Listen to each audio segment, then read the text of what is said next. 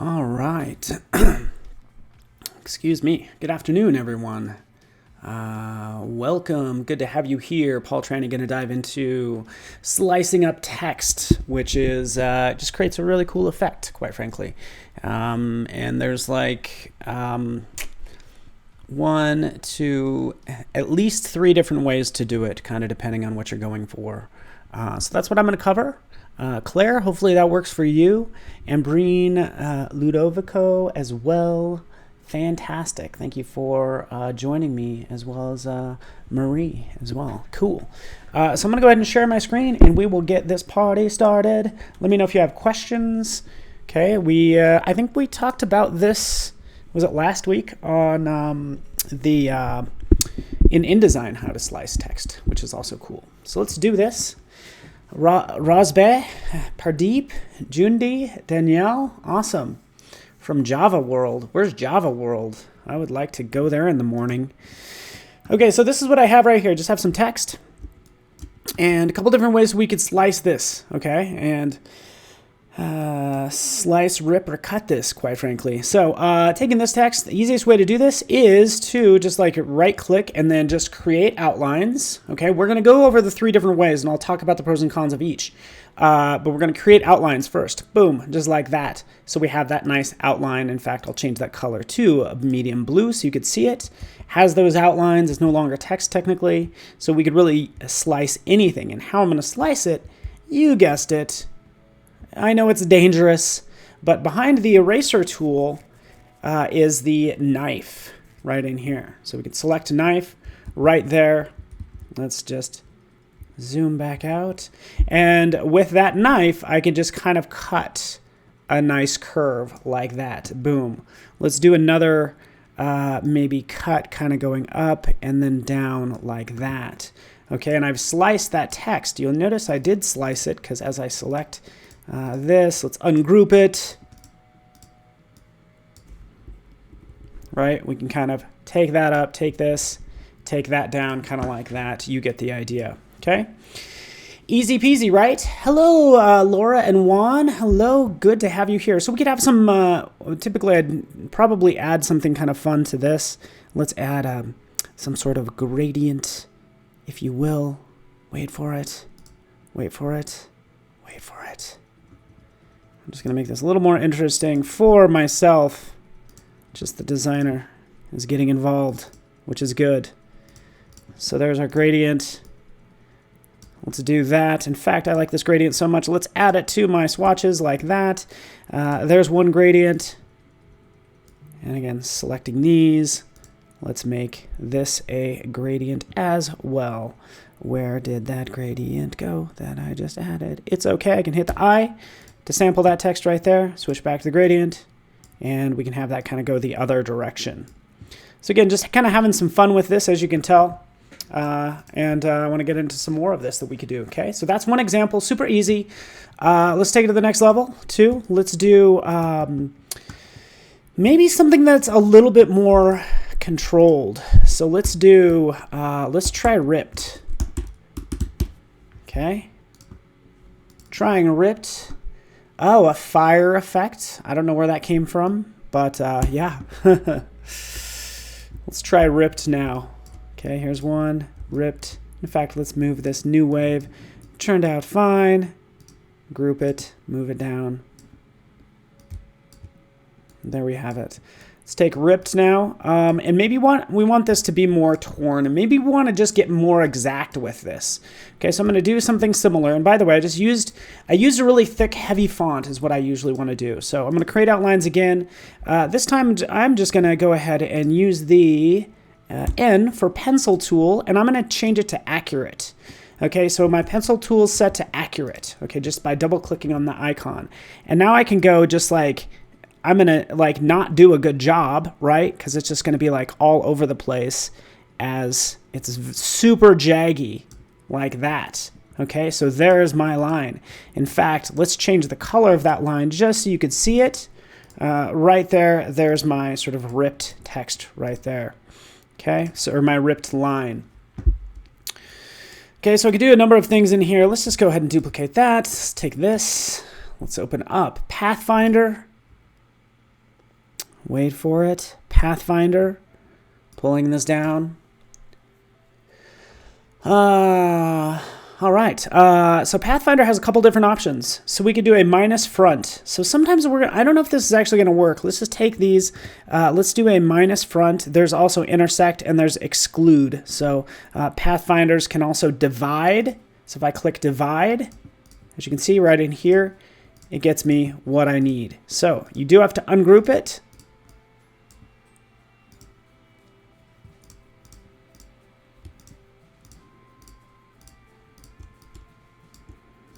There's the ripped look right there. So what I used right down here is I've used divide, okay, with that line. That'll just cut it in half. So that's your second way. In fact, I can write that down and just call that divide. But that's using Pathfinder, and now we have this ripped look, right? Cool so far. Again, we'll add our cool gradient because I'm kind of into that gradient. Hit I, sample that, and then let's have that, I don't know, maybe come down from the top. There we go. Maybe it looks like ripped. I don't know. Something like that. Cool. We have ripped now. Just checking out questions that you guys might have. So, ooh, ribbons are also good. Mood Sarah is actually kind of changing the topic on me. If you are interested in ribbons, by the way, I've personally been doing a lot with ribbons and banners as well, just so you know, and this is kind of for another day, but down in here in brush libraries, you can go down to decorative, banners, and seals. So I encourage you to look at those. Under brushes, decorative, and then there might actually be ribbons in here somewhere as well, but there's a lot of things. I've actually just been using the banners and seals lately. And again, what do? You just draw what you want. I'm going to change my pencil back. Not to get off subject, but there's like a ribbon or a banner for you. Okay, so again, all kind of dealing with paper, so I guess it's related. Let's move on. Some more ways we could do this as well. Okay, because the problem with this is the fact, in fact, this is what I would do here. I would change this. This is what I would do. You ready for this? We would change this back to our white. We would duplicate it. We would have this version right here would be black. You guessed it, like that. And then I'd add a gradient like that. Okay, then I would take this element. Ready?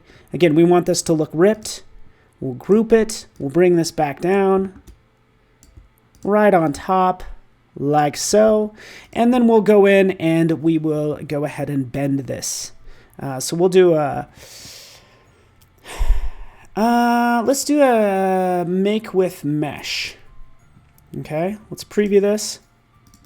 Just to get a full ripped effect, I'm only going to really just, I really only need about 2 different points, but right in here I can take this now, selecting these 2 and bend it up. And now we have it look like it's kind of peeling off of the surface there, right? Again, we get that little peel, selecting these. Just to exaggerate it a little bit more, we can see how that's looking right there, okay? So far, so good.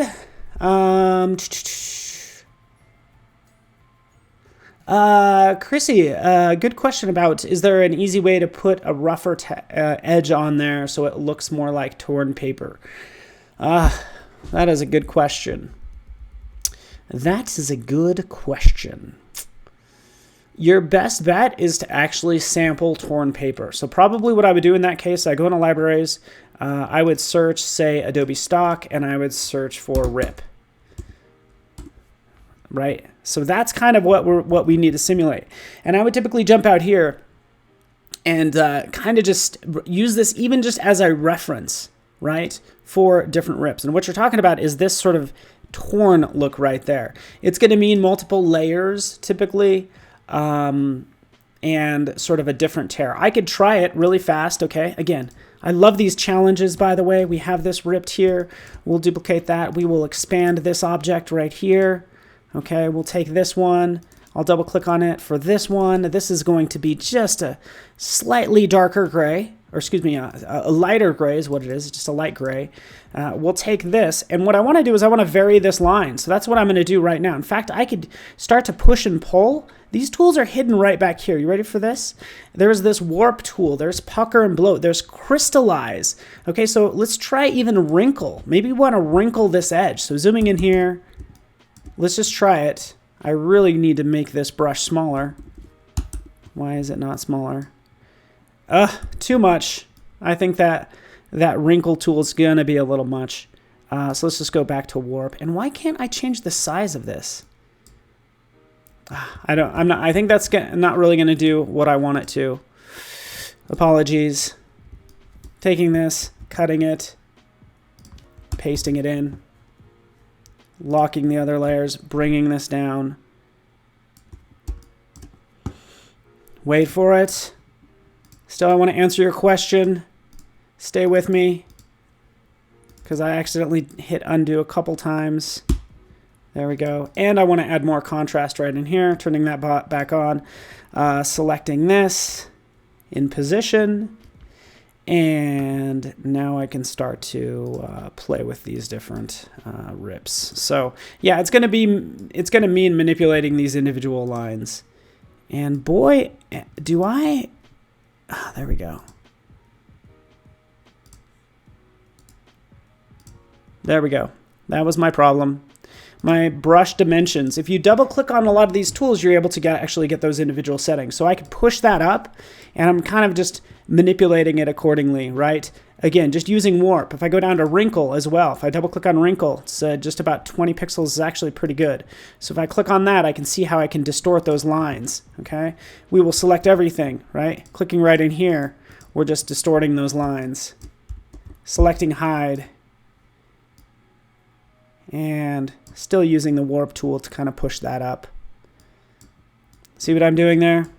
You get the idea. Hopefully that answers your question. Again, it's not going to be perfect because what you're trying to do is, you know, it's going to basically take some time to give it this sort of ripped look, because we're going to need more gradients and things in there as well. But it's cool if you didn't know about these particular tools. Again, just trying wrinkle in here to wrinkle that side. We can see how it changes. We can see how that changes like so. Cool. All right, so let's move on. There's our ripped look. Really fast. Again, didn't spend much time on it because I want to get back to my task at hand. Press and hold the left mouse. Press Alt and hold the left mouse. Maybe that will do it. Alt key. Yeah, I don't know what we were looking for there, but I just did that. Thank you. Rebecca, I double-clicked on the tool for more settings. That's exactly what I did. Yeah, so I agree with John. If you put a little bit of blur or some halftone on it, it will look even more ripped. Great suggestions. I love it. And by the way, so John, changing the size doesn't work with the bracket key. I thought it would, but it actually doesn't. It's actually I have to go into these global settings, which was news to me. It's changing these global brush settings. So, okay, so let's move on. We have that. We have new wave. Here's another way to kind of tackle this. Let's get into this and disrupt. There we go. Is it okay that I use this word, Kat? Let's do this one more time with word disrupt. Okay, because the typical problem is I might have this text and I want to kind of slice it in half, right? Use the pen tool, boom, boom, slice it like that, adding that. Remember, this is a different color, just FYI. I can take both these elements, with them both selected, right click, and I can make it a clipping mask. So this is the other way to do things as well. So it splits that, right, puts that clipping mask there. I can do copy and paste, one right on top of it, and then for this one, I can change this slice if I can locate it.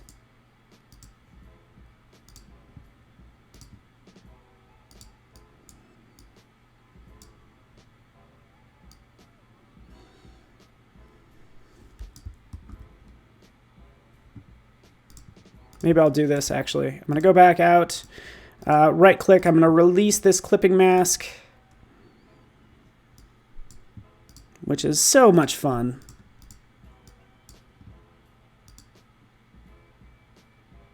Wait for it.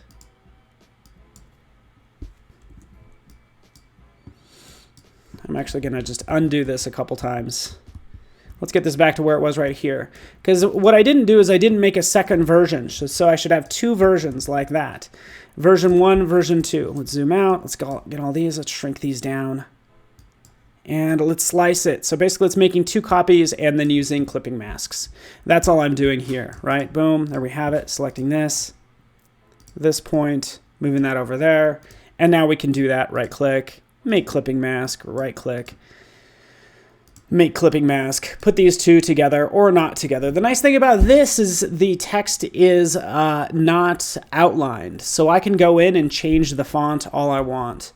But that's the sort of third way. And if I put these in order, we started with new wave, and then we went into this disrupt version as well. Okay, so 3 different ways. I could have shown you more ways as well if we did tear or torn.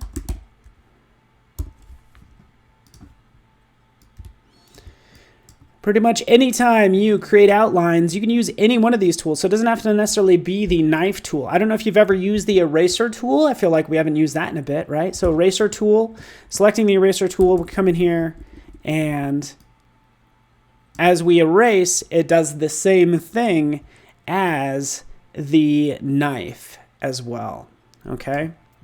So hopefully that helps in terms of sort of showing how you can create a sort of a ripped look or a torn look or cut look. As you can see, all very easily in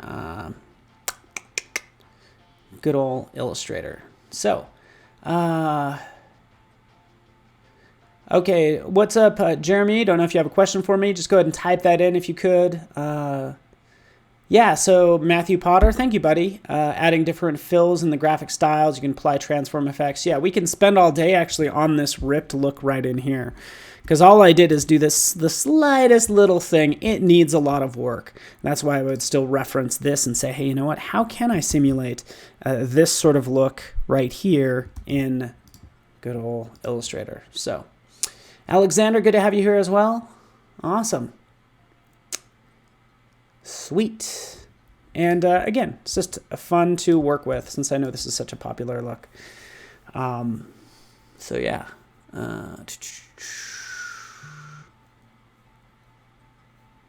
So John, Jundi, I'm not sure if I'm saying your name right, but these are all tools that have actually been in Illustrator forever, by the way. Most of these have been in Illustrator for like at least 5 years, if not 10, who knows how long.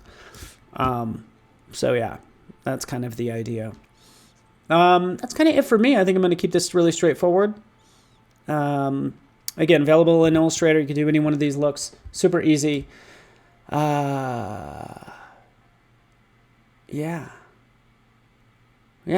So again, I would probably blur this out too, Matthew, by the way. I know you're probably thinking the same thing.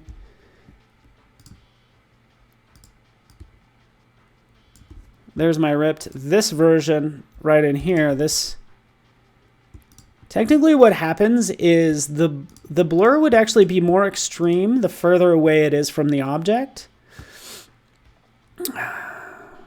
So if we kind of take a look right in here, we don't want to use necessarily a drop shadow because a drop shadow isn't going to give me a look I want. But I want these to be maybe a little bit more blurry, these letters down here, than say this one. So that's what I would do. Go in here, add another Gaussian blur. Anytime you add an effect, of course, it's going to appear in your properties panel right over here. I can see the last used one was 5.1. I can take that down to cut that in half, preview it, maybe 3.5. You get the idea, right? You get the idea. So thank you so much for watching. I'm going to let you go. And let me know if you have any questions. You can find me on all the social medias as I start to put this back together. And our final minute, like that. So that looks a little better too. Cool. All right, everyone. Thanks so much. You rock, Matthew Potter and Alexander. Awesome. Fantastic. Everybody have a wonderful day. I really appreciate you hanging out with me and spending time with me on this wonderful, what is it? Thursday? Is it? It's Thursday. On this wonderful Thursday afternoon. I'll let you go. Thank you. The wrinkle tool in Illustrator. Again, some of these tools are kind of hard to control. A lot of times you're going to end up doing things by hand anyways.